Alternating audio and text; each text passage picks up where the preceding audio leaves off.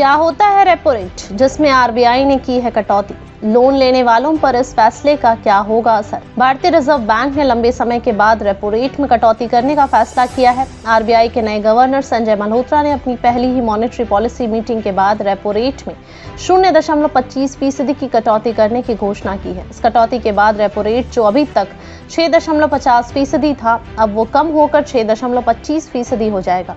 काफी समय से लोग रेपो रेट में कटौती की उम्मीद लगाए बैठे थे। इससे पहले आरबीआई ने मई 2020 में रेपो रेट घटाया था। अब लगभग 5 साल के बाद एक बार फिर रेपो रेट कम किया गया है। दरअसल रिजर्व बैंक देश के सभी बैंकों को ऋण देता है। आरबीआई से मिले इस ऋण से ही बैंक जनता को लोन प्रोवाइड कराती है। आरबीआई बैंकों को ऋण देने के लिए जो ब्याज दर निर्धारित करता है, उसे ही रेपो रेट कहा जाता है। रेपो रेट का सीधा सीधा असर उन लोगों पर पड़ता है जिन्होंने बैंकों से लोन ले रखा है। मसलन रेपो रेट जितना ज्यादा होगा, बैंक उससे ज्यादा ब्याज दर पर आम लोगों को लोन मुहैया कराएंगे।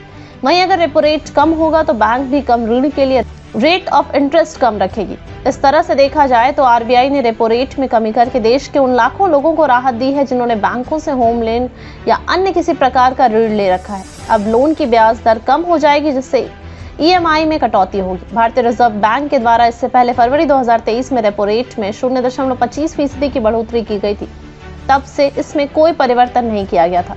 केंद्र सरकार के द्वारा बजट में 12 लाख तक की आय को टैक्स फ्री किए जाने के बाद अब लोगों को यह दूसरी बड़ी राहत दी गई है।